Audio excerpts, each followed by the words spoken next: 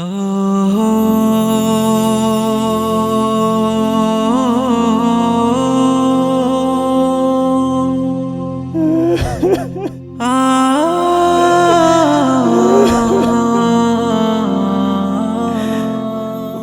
লে কত স্বপ্ন আছে। বাবা কানলে কি আর হবো, যাও আবার তো হয়ে গেছে। তুম করে কত কইলাম শুনলা না। আজ দেহ গরিব মতিন মিয়ার একটা শুরু ভাই, কত স্বপ্ন আছিল বাইডারে প্রতিষ্ঠিত করব, ভাইয়ের মুখের হাসি দেখব।